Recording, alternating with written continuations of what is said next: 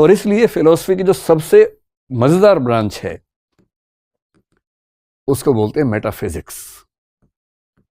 हिंदी में इसका नाम होता है तत्व मीमांसा। आप शब्दों के कठिनाई पर मत जाइए, ये लोग जानबूझ के मुश्किल शब्द रखते हैं ताकि आम आदमी इसकी ओर देखेगा भी नहीं, लेकिन चीजें बड़ी आसान होती हैं, नाम मुश्किल होते हैं केवल। मेटाफिजिक्स का मतलब ये जो फिजिक्स के परे है। फिजिक्स एक विषय के रूप में भी, जहां तक फिजिक्स ने रिसर्च कर ली वो फिजिक्स, जो नहीं कर पाया वो मेटाफिजिक्स। जैसे फिजिक्स बोलेगा दुनिया एटम से बनी है, आप बोलेंगे हाँ ठीक है, आगे बोलो। एटम के अंदर न्यूक्लियस है, हाँ ठीक है। उसके अंदर प्रोटॉन, इलेक्ट्रॉन, प्रोटॉन और न्यूट्रॉन है, अच्छा।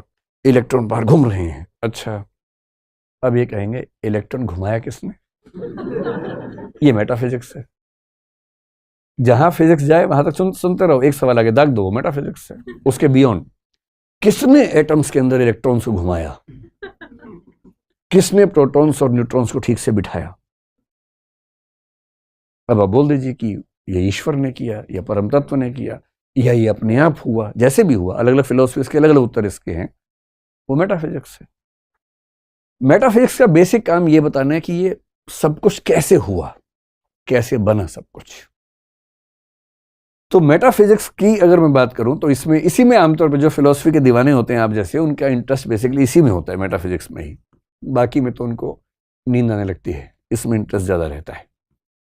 और मेटाफिजिक्स के अंदर 3 प्रश्न सबसे गहरे होते हैं। एक ब्रांच का नाम है कॉस्मोलॉजी। कॉस्मोलॉजी को आप बोल सकते हैं सृष्टि विज्ञान या सृष्टि मीमांसा। कॉस्मोलॉजी कॉस्मोस से बना है। दूसरा है थियोलॉजी, इसको आप कह सकते हैं ईश्वर मीमांसा। आपको हिंदी अनुवाद सुनते आइडिया हो गया ना क्या है। और तीसरा है साइकोलॉजी। आप सोचेंगे अरे ये तो अलग सब्जेक्ट होता है। नहीं, साइकोलॉजी अलग विषय बनने से पहले फिलॉसफी का एक सबसेट है। नेचर अलग है दोनों की थोड़ी सी। मेटाफिजिक्स का मूल प्रश्न है कि दुनिया अंततः क्या है, किस चीज से बनी है, जितना डाइवर्सिटी है कहां से आई। तो इसमें बहुत गहराई में अभी नहीं जाएंगे, अभी शुरुआती समय है। लेकिन 3 मूल प्रश्न हैं। पहला, ये दुनिया, ये सृष्टि कैसे बनी? बनाई गई या अपने आप बनी? बनाई गई तो किसने बनाई, किस चीज से बनाई? जिस चीज से बनाई अगर वो पहले से थी तो इसका मतलब बनाने वाले के पास कुछ तो कमी थी। और क्यों बनाई, पर्पस क्या था बनाने का? क्या कभी खत्म होगी? तो कुछ ने कहा एटम से बना है। ध्यान रखना है, साइंस के एटम की व्याख्या से कम 1000 साल पहले कई फिलोसफर्स कह चुके थे दुनिया एटम से बनी है। भारत में न्याय दर्शन बहुत पहले कह चुका था। पश्चिम में अगर आपने नाम सुना हो, डेमोक्रिटस, ल्यूसिपस, 2 दार्शनिक हुए साथ साथ एक ग्रुप में, बहुत पहले कह चुके थे दुनिया एटम से बनी है। हाँ, उनके एटम्स की समझ थोड़ी सी अलग थी, जो साइंस ने एटम्स प्रूव किए उनसे थोड़ी सी अलग है, लेकिन हाँ कह तो चुके थे। तो ये दुनिया कैसे बनी, किसने बनाई, क्यों बनाई, इन सब प्रश्नों का उत्तर है कॉस्मोलॉजी। फिर जो लोग ईश्वर को मानते हैं, कुछ धर्म हैं जो ईश्वर को नहीं मानते, जैसे जैन धर्म ईश्वर को नहीं मानता है, बौद्ध धर्म ईश्वर को नहीं मानता है। कुछ और धर्म जैसे एक ताओ धर्म है, लाओ त्से का, चाइनीज परंपरा में है, वहां ईश्वर की धारणा वैसी नहीं है। कन्फ्यूशियस के धर्म में ईश्वर की धारणा वैसी नहीं है। लेकिन बहुत सारे धर्म ईश्वर को मानते हैं, जैसे भारत में जो वेदांत परंपरा है, हिंदू धर्म, वैष्णव धर्म जिसको बोलते हैं, वो मानता है। सिख धर्म मानता है। फिर जो तीनों सेमेटिक धर्म हैं, यानी कि यहूदी, इस्लाम, ईसाईयत, तीनों ईश्वर को मानते हैं। तो जो लोग ईश्वर को मानते हैं उनके सामने ईश्वर से जुड़े सारे प्रश्नों के बारे में जो बातचीत होती है उसको बोलते हैं ईश्वर मीमांसा। ईश्वर है या नहीं है, तो कितने हैं, फिर उसका स्वरूप क्या है, क्या हम उसकी गुणों से व्याख्या कर सकते हैं या नहीं कर सकते, सगुण है कि निर्गुण है, मतलब पर्सनलिस्टिक है कि इम्पर्सनलिस्टिक है या नेचुरलिस्टिक है। ऐसे बहुत सारे नोशंस हैं ईश्वर के बारे में। फिर ईश्वर अगर है तो वो संसार में है या संसार से परे है? संसार में है तो वो संसार से अलग कैसे है? अलग है तो संसार के लोगों के दुख सुनता कैसे है? या वो संसार में भी है और संसार से परे भी है? इन सब कंसेप्ट के नाम हैं अलग अलग। जैसे ईश्वर अगर संसार से परे है तो इसको डाइथीज्म कहते हैं, संसार में है अगर वो तो इसको पैनथीज्म कह देते हैं, संसार में भी है अलग भी है तो पैनिनथीज्म कह देते हैं। इन सब के अलग अलग नाम है धारणाओं के, पर लोगों ने बहुत फुर्सत से इस पर विचार किया है कि किन प्रश्नों का उत्तर क्या हो सकता है। तो ये सारे सवाल ईश्वर के बारे में। और तीसरा है साइकोलॉजी। साइकोलॉजी है कॉन्शियसनेस के बारे में। देखिए, फिलॉसफी का सबसे गहरा सवाल तो ये है कि मैं कौन हूं। एक बॉडी है हम सबके पास, वो तो मर जाती है, खत्म हो जाती है, लेकिन लोग ये नहीं कहते कि मेरा हाथ लंबा है, मेरे शरीर का वजन इतना, लोग बोलते हैं मेरा वजन इतना है। तो ये मैं क्या चीज है? तो कुछ लोग कहते हैं नहीं, शरीर तो आनी जानी चीज है, आत्मा है असली चीज, मैं आत्मा हूं। इसी को उपनिषदों में अहम ब्रह्मास्मि तक कहा गया, जहां ब्रह्म और आत्मा को तत्वमसि कह के एक ही बताया गया, अयम आत्मा ब्रह्म कहा गया। एक धारणा है कि हम आत्मा है। और ये सारे सवाल क्यों पैदा होते हैं? क्योंकि हम सोचते हैं, महसूस करते हैं, इमोशंस आते हैं। और सोचने वाला काम, इमोशंस वाला काम, महसूस करने वाला काम ना आंख कर सकती है, ना कान कर सकता है, ना नाक कर सकता, ना हाथ, ना पैर, बॉडी नहीं कर सकती, ऐसी एक धारणा है। तो अगर बॉडी सोच नहीं सकती है तो कोई तो है जो सोच रहा है। वो जो सोचने वाला है वो कौन है? और इसी थीम पर सोचते सोचते पश्चिम का एक दार्शनिक डेकार्ट हुआ, जिसने कहा कोजिटो एर्गो सुम, यानी I think therefore I am. ये आपने सुना होगा, टी शर्ट पे लिखा होता है आजकल लोगों की, पढ़ते नहीं, इसका मतलब क्या है? टी शर्ट पे लिखवा के घूमते रहते हैं, I think therefore I am. मैं सोचता हूं इसलिए मैं हूं। वो बेचारा डेकार्ट 17वीं सेंचुरी का दार्शनिक, न्यूटन के समय का दार्शनिक है। वो ये कहना चाह रहा है कि मैं सोचता हूं, बॉडी नहीं सोचती है, कोई तो सोच ही रहा है, जो सोच रहा है वही मैं हूं, वही आत्मा है। सुन के कितना अच्छा लगता है। आपको भी लग रहा होगा ना कि आत्मा फाइनल हो गई अब तो। कितना अच्छा लगता सुन के, मजा आया था सुन के।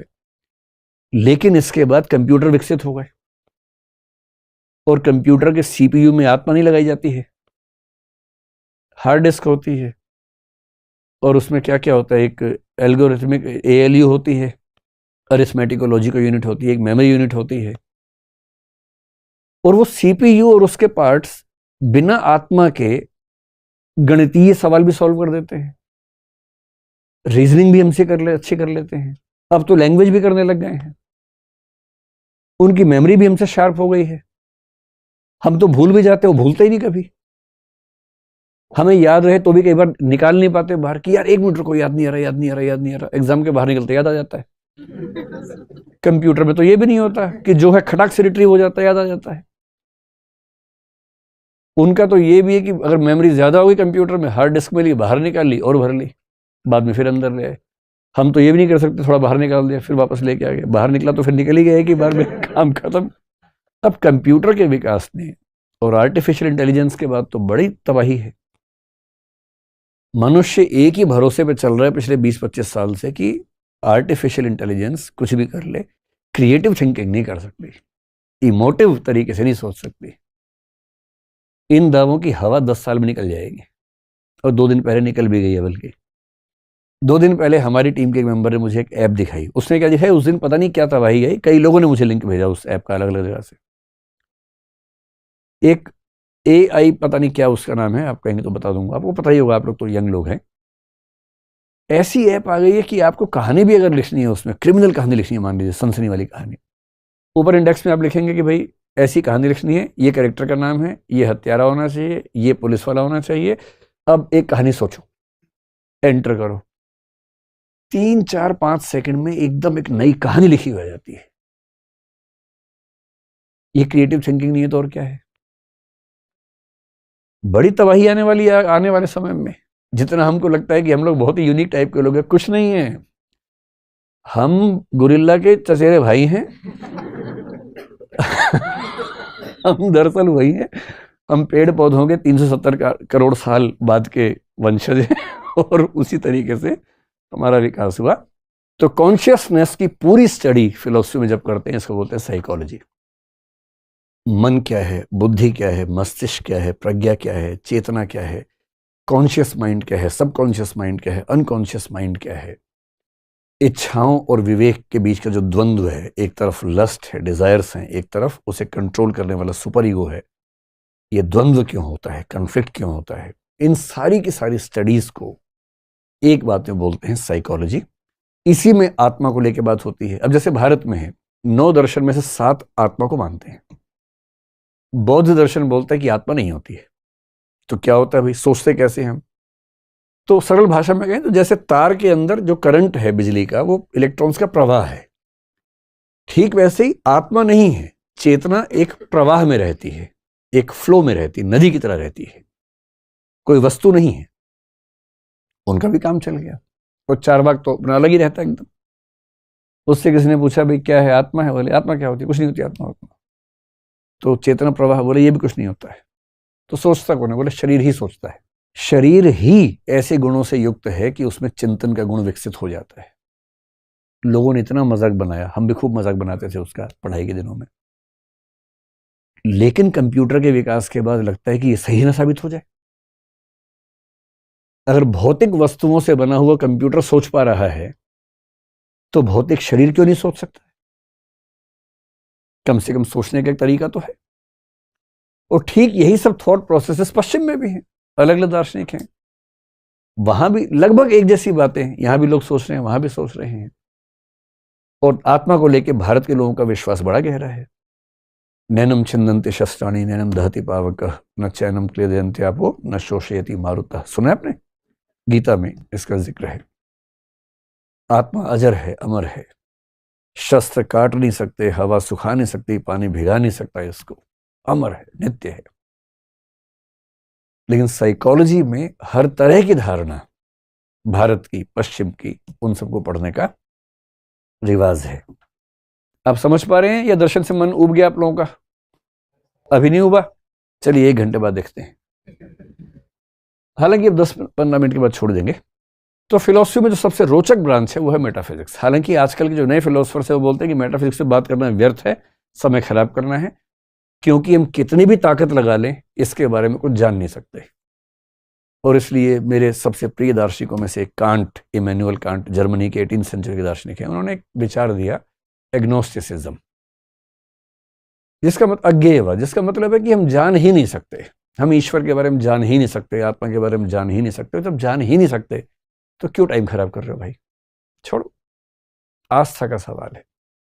यदि आप ईश्वर को मानना चाहें तो शौक से मानिए, न मानना चाहें शौक से मत मानिए, लेकिन दूसरे पर टीका टिप्पणी मत कीजिए, दूसरे को परेशान मत कीजिए कि तू क्यों मानता है ईश्वर को। अरे भाई उसकी मर्जी मानने दो, और वो भी आपको परेशान ना करे, तू क्यों नहीं मानता, तू नास्तिक है, तू गंदा आदमी है। ऐसा ही मत करो। उसकी चॉइस, आपकी चॉइस, सबकी अपनी चॉइस है। तत्व मीमांसा के बाद जो दूसरा आता है, जो उसकी ब्रांच है, उसको बोलते हैं एपिस्टेमोलॉजी। नाम बहुत मुश्किल है पर तनाव नहीं लेना है। हिंदी में इसको बोल देते हैं ज्ञान मीमांसा। ये फिलॉसफी की ब्यूटी देखनी हो तो वो ये चीज है, किस गहराई पे जाते हैं, ये अगर देखना हो तो वो ये है। और बाकी तो 2 प्यारी प्यारी ब्रांचेस हैं, उनमें उतनी दिक्कत नहीं है, यहां थोड़ा सा टेंशन का मामला रहता है। एपिस्टेमोलॉजी, एपिस्टे जो शब्द है इसका मतलब है, एपिस्टेमो का मतलब है ज्ञान, लोगस का मतलब होता है जानने का पूरा प्रोसेस। जैसे हम ज्ञान प्राप्त करेंगे ब्रह्मांड का, वो तो बात की बात है, पहले ये तो चेक कर ले कि ज्ञान प्राप्त करने का प्रोसेस ठीक है कि नहीं है। तो ज्ञान प्राप्त करने के प्रोसेस को लेकर क्या क्या प्रश्न हो सकते हैं, दुविधाएं हो सकती हैं, उनकी स्टडी को बोलते हैं ज्ञान मीमांसा या एपिस्टेमोलॉजी। मैं एक सिंपल बात करता हूं। जैसे कोई आपसे कहे कि तुम्हें पता है कल मैंने एक आदमी को उड़ते हुए देखा। अबे क्या बकवास कर रहे हो यार, ऐसे नहीं मानेंगे हम, ये ज्ञान मीमांसा चल रही है, आपको पता नहीं है, यही ज्ञान मीमांसा है। आपने कहा ऐसे नहीं मानेंगे, इसका मतलब आप प्रमाण मांग रहे हैं। ज्ञान मीमांसा में एक प्रश्न है प्रमाण, प्रूफ क्या है, एविडेंस क्या है। कहेगा मैंने अपनी आंख से देखा है। आप कहें नहीं यार नहीं, जब तक मैं नहीं देखूंगा नहीं मानूंगा। इसका सरल सा मतलब है कि आप केवल प्रत्यक्ष को प्रमाण मानते हैं, शब्द को प्रमाण नहीं मानते। शब्द का मतलब किसी दूसरे व्यक्ति के कथन को प्रमाण नहीं मानते हैं, खुद देखेंगे तो ही मानेंगे। तो उसने कहा ठीक है कल तुम भी चलना, कल भी शो है। नेक्स्ट जगह आपने सच में देखा आदमी उड़ता हुआ। अब आप परेशान है, आपने कहा नहीं कुछ तो ट्रिक है इसके पीछे।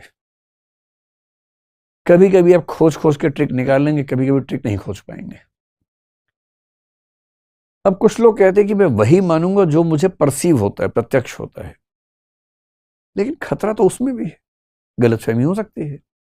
एक शब्द होता है इल्यूजन, एक होता है हेलुसिनेशन। इल्यूजन भ्रम होता है कि एक्स के बदले वाई समझ लिया। ऐसा कई बार होता होगा आपके साथ। दो जुड़वा भाई जुड़वा बहनें, उनमें से एक से आपका इश्क चल रहा हो, ये बड़ा खतरा होता है कि आप उसके दूसरे भाई या बहन के पास जाके ऐसी ऐसी बातें बोल दें कि ऐसा सोचा जा सकता है ना कि ऐसा हो जाए, क्योंकि परसेप्चुअल एरर हो गई ना, भ्रम हो गया। आपको लगा कि एक्स है जबकि था भाई। और ये केवल ऐसा थोड़ा ना, ये एनिमल्स में भी हो सकता है, किसी को भी हो सकता है। और हेलुसिनेशन कब होता है? जब आप हाईली इमोटिव स्टेट में हो, बहुत इमोशनल है, या कुछ रसायन का सेवन किया हुआ है। रसायन समझते हैं, केमिकल, कुछ केमिकल का सेवन किया हुआ है, तो आपके दिमाग में कुछ ऐसी क्षमताएं आ जाती है जो वैसे नहीं होती हैं। तो फिर आपको उड़ता हुआ आदमी भी दिखता है, खुद भी उड़ता हुआ लगता है, फील होता है कि उड़ रहे हैं। और ऐसे ऐसे जोक्स आते हैं कि एक आदमी शराब पी के नाले में गिर गया, तो वहां एक एनिमल कोई था, उसकी पूंछ पकड़ ली और बोल रहा है कि पप्पू की माँ, आज तुमने चोटी नहीं की, चोटी की है। ऐसा भी तो होता है, उसको तो एग्जैक्टली लग रहा है कि वो अपने घर में है, लेकिन वो है तो दूसरे के घर में, कीचड़ में है। जिनका घर वो है वहां वो है। तो अगर हम मान लें कि प्रत्यक्ष को ही प्रमाण मानेंगे, प्रत्यक्ष में भी तो धोखा हो सकता है। और एक बहुत इंटरेस्टिंग तरीके से बात को देखिए, जैसे मान लीजिए, जैसे मेरे हाथ में काला पेन है कि नहीं है? जादू नहीं हो रहा है, फिलोसफी क्लास है ना? हाँ तो है, तो है। अब ये कैसे पता लगा आपको? जैसे मान लेते हैं कि ये है ब्लैक पेन, बीपी से ब्लैक पेन ही समझना है, ठीक है? तो बल्ब का प्रकाश यहां से रिफ्लेक्ट होके आपकी आंख में गया, यही तरीका है ना? तो इसको हम मान लेते हैं कि ये आंख है। आंख जैसी लग रही है आपको? ठीक है, आंख में चला गया। आंख को एक इनपुट मिला, आंख ने वो इनपुट आगे जाके माइंड को दिया, मस्तिष्क को दिया, जो दिमाग है, ब्रेन है, उसको भेजा। यही तरीका होता है। मस्तिष्क के पास क्या है कि बहुत सारी कैटेगरीज बनी हुई हैं, कलर्स की बनी हुई हैं, चीजों की बनी हुई हैं, और उसने अलग अलग कैटेगरी पे अप्लाई करके निकाला कि ये पेन है और ये ब्लैक है, और इनको जोड़ के बोला कि this is a black pen. आपको बता दिया। ये सब इतना फास्ट हुआ कि आपको पता नहीं चला कि ऐसे ऐसे हुआ है। जैसे पंखा चलते हुए लगता है कि है ही नहीं पंख, लेकिन पंख तो है ना? तो प्रोसेस जब बहुत फास्ट हो तो प्रोसेस नजर नहीं आता हमें, लेकिन प्रोसेस तो है ही उसके पीछे। तो जैसे ही मैंने आपको पेन दिखाया, आपके अंदर ये सब कुछ हुआ, इनपुट आया, इनपुट दिमाग के पास गया, दिमाग ने उसका कंक्लूजन निकाला, और आपने उसके बाद कहा काला पेन है। ऐसे ही हुआ। बहुत इंटरेस्टिंग बात है कि इसमें 3 जगह खतरा हो सकता है। पहला, हो सकता है कि ये प्रकाश की किरण एग्जैक्टली वो इंफॉर्मेशन लेके ना गई हो जो बाहर थी। आपको केवल बताना है कि ऐसा, मैं ये नहीं कह रहा कि ऐसा होता है, मैं कहना चाह रहा हूं कि ऐसा हो सकता है। आपको ये बताना है कि ऐसा हो सकता है या नहीं हो सकता है। हो सकता है कि प्रकाश की किरण ने उसमें अपनी तरफ से कुछ जोड़ दिया हो या घटा दिया हो, डिस्टॉर्शन कर दिया हो सकता है। फिर यह भी हो सकता है कि आंख ने जो इनपुट लिया और जो आउटपुट भेजा, उसमें आंख ने कुछ चेंज कर दिया हो। हमारी सेंसेस एग्जैक्टली वही आगे भेजेंगी जो उनको मिला था। कैसे मान लें? वरना भ्रम क्यों होते, वरना इल्यूशंस क्यों होते? तीसरा यह भी हो सकता है कि माइंड जो है, माइंड के पास जो कैटेगरीज पहले से बनी हुई है, उन कैटेगरीज में कुछ लोचा हो, कुछ गड़बड़ हो, वहां कोई एरर हो जाए निष्कर्ष निकालने में। इसीलिए एक छोटी सी गाय देख के कई बार लगता है कि बहुत मोटा कुत्ता आ रहा है, बहुत मोटा कुत्ता देख के दूर से लगता है छोटी सी गाय आ रही है, भैंस आ रही है। ऐसा कुछ हो सकता है, ऐसा होता ही है हमारे साथ। कोई मोटा सा गधा हो, मान लीजिए, दूर से आ रहा हो, तो आप तो बर्तन ले लेंगे हाथ में कि गाय है तो दूध लेके आऊंगा। ऐसा हो सकता है, क्योंकि भ्रम इसीलिए तो होता है ना कि या तो यहां गड़बड़ हुई, या यहां हुई, या यहां हुई। अगर इस बात को मान ले तो इसका मतलब यह हुआ कि आप जो कुछ भी देखते हैं उसमें कोई गारंटी नहीं है कि वो सही हो। तो फिर कैसे मान लें कि आपने जो ज्ञान प्राप्त किया वो सही है? और फिलोसफी तो इस लेवल पर जाके बात करता है, साइंस उस लेवल पर बात नहीं करता। साइंस का एक सिस्टम बना हुआ है, फिलोसफी उस सिस्टम के भी पीछे चला जाता है। यह साइंस पूरा इस बात पर टिका है कि दुनिया में कार्य कारण नियम काम करता है, कॉजेशन प्रिंसिपल काम करता है। हर कार्य का एक कारण होता है। ये प्रिंसिपल साइंस के लिए एक्सियोम है। एक्सियोम का मतलब एक मूलभूत निष्कर्ष है जिस पे कोई सवाल नहीं खड़ा किया जा सकता। फिलोसफी इस पे भी सवाल खड़ा करता है कि कैसे मान लें कि कार्य कारण नियम एग्जिस्ट करता ही करता है। और इस पर तो कुछ लोगों ने इतने, मतलब भारत में न्याय दर्शन ने इस पर खूब काम किया, कई दर्शनों ने काम किया, बौद्ध ने बहुत काम किया, पश्चिम में ह्यूम नाम के दार्शनिक ने सवाल खड़ा कर दिया इस पे। उसने कहा हर कार्य के पीछे कारण होता है, ये सिर्फ एक इंडक्टिव आर्गुमेंट है जिसकी लेजिटिमेसी इतनी ही है जैसे आपने 100 कबूतर देखे काले से, आपने कहा कबूतर काला होता है। जिस दिन एक सफेद दिखेगा सब बर्बाद हो जाएगा। इतनी ही लेजिटिमेसी है कारणता नियम की भी। ये जो सारे प्रश्न हैं कि हम जो जानते हैं, कैसे जानते हैं, कितना जानते हैं, प्रूफ है, एविडेंस है कि नहीं है, बुद्धि की भूमिका कितनी है, यानी माइंड की भूमिका कितनी है, रीजनिंग की कितनी भूमिका है, कितना परसेप्शन या प्रत्यक्ष की भूमिका है, इनकी मिक्सिंग कैसे होती है, भ्रम क्यों होता है, इल्यूजन क्यों होता है, हेलुसिनेशंस क्यों होते हैं, हमारे निष्कर्ष गलत क्यों निकलते हैं, रीजनिंग में गलतियां कब होती हैं, लॉजिक में फेलिसिस कब होती हैं, कौन सी त्रुटियों से हमारे समाज या व्यक्तियों के फैसले गलत हो जाते हैं, इस पूरी ब्रांच ऑफ नॉलेज को बोलते हैं एपिस्टेमोलॉजी। इस पर हम बहुत बात नहीं करेंगे क्योंकि एकेडमिक ज्यादा है, आम आदमी की रुचियों वाला मामला इसमें थोड़ा सा कम है। इसके बाद एक छोटी सी बात और है, उसके बाद आप आज तो फ्री हो जाएंगे, अगली बार जब गिरफ्तारी होगी। तो एक हो गया मेटाफिजिक्स, एक हो गया एपिस्टेमोलॉजी। जो तीसरी ब्रांच है उसके लिए एक शब्द चलता है एक्सियोलॉजी, लेकिन हम दो शब्दों पर गौर करेंगे। एक्सियोलॉजी को हिंदी में बोलते हैं मूल्य मीमांसा। मूल्यों के बारे में बात करते हैं, वैल्यूज के बारे में। इसके दो ब्रांचेस बेसिकली चलती हैं। एक इथिक्स है, आपने इसका नाम सुना होगा, ये तो आईएएस के सिलेबस में भी आ गया है। और एक होता है एस्थेटिक्स। आप कम से कम कुछ ऐसे प्रश्न सुनेंगे तो आप समझेंगे अरे बाप रे, ये बात तो कब से हमारे दिमाग में चल रही थी।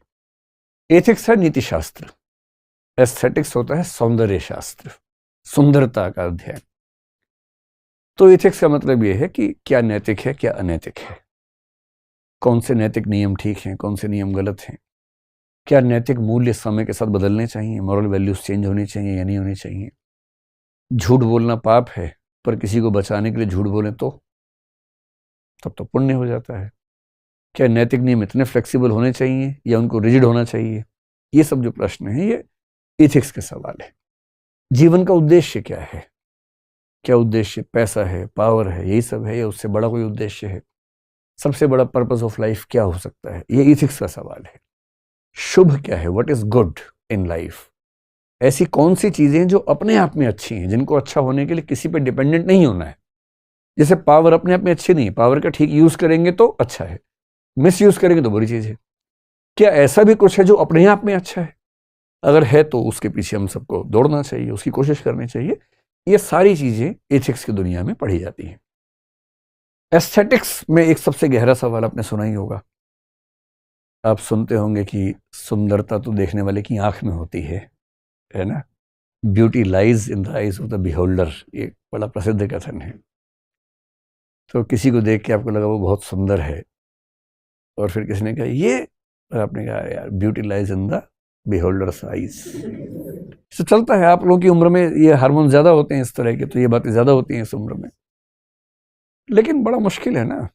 इसको बोलते हैं सब्जेक्टिविस्टिक एस्थेटिक्स या एस्थेटिक सब्जेक्टिविज्म, कि हर व्यक्ति अपनी नजर से सुंदरता को समझता है। अगर सुंदरता आपकी आंख में थी ही तो उसको देखने की जरूरत ही क्या थी। आंख में लिए घूमते रहते, तब तो कुछ नहीं हो रहा था बिना उसको देखे। इसलिए कुछ लोग बोलते हैं नहीं, सुंदरता आंख में नहीं होती, सुंदरता उस व्यक्ति या वस्तु में है जिसको देख के आपका दिल या दिमाग कहता है कि वो सुंदर है। इसको एस्थेटिक्स का ऑब्जेक्टिविज्म कहते हैं। एक तीसरा है एस्थेटिक्स का कल्चरलिज्म। कहते हैं कुछ सुंदर है या नहीं ये उस कल्चर से तय होगा जिस कल्चर में आप पैदा हुए हैं। वो कल्चर आपको ये देखना सिखाएगी कि क्या सुंदर है, क्या असुंदर है। फ्रांस के आदमी के लिए एक 50-55 साल की महिला जो स्कर्ट पहनती है सुंदर है और सुशील, सुंदर सब कुछ है। भारत के इंसान के लिए शायद वो साड़ी हो जाएगी, क्योंकि हमने अपने कल्चर में साड़ी को एक अच्छी ड्रेस के रूप में देखा है। नॉर्थ ईस्ट के देशों, ये जो मिडिल ईस्ट के देश हैं, उनके लिए शायद कोई हिजाब या बुर्के वाली जो महिला होगी वो सुंदर मानी जाएगी। तो सुंदरता ना वस्तु में है, ना देखने वाले की आंख में है। देखने वाले की आंख में है भी, तो देखने वाले की आंख भी अपनी आंख छोड़ना होती है, कल्चर ने बनाई है उसकी आंख भी। तो हमारी आंख, हमारा सबसे बड़ी गलतफहमी हमें यह है कि हमारी आंख है। हमारा नजरिया नहीं होता है। हमारे नजरिए में बहुत थोड़ा सा हमारा होता है, और वो बहुत थोड़ा सा जीरो के आसपास ही होता है। मतलब शायद थोड़ा सा जीरो से ऊपर निकल जाए, वरना जीरो के आसपास ही है। इसके अलावा आजकल एक तरीका चला है कि हम हर विषय में फिलॉसफी पढ़ते हैं। Philosophy of history, philosophy of science, philosophy of politics, philosophy of society, सब कुछ। जिसका मतलब है उस विषय के सबसे गहरे प्रश्नों को समझना, विश्लेषण करना। जैसे हिस्ट्री पूरी पढ़ने के बाद सबसे मुश्किल प्रश्न है, what is history? This is philosophy of history. इतिहास को डिफाइन कर पाना, इतिहास किस नजरिए से लिखा जाएगा इसको डिफाइन कर पाना, ये फिलॉसफी ऑफ हिस्ट्री है। ऐसी फिलॉसफी ऑफ साइंस होती है, फिलॉसफी ऑफ रिलीजन होता है, हर चीज की फिलॉसफी है, तो फिलॉसफी ऑफ फिलॉसफी भी हो सकती है। तो मेरी तरफ से आज की बातचीत पूरी हुई।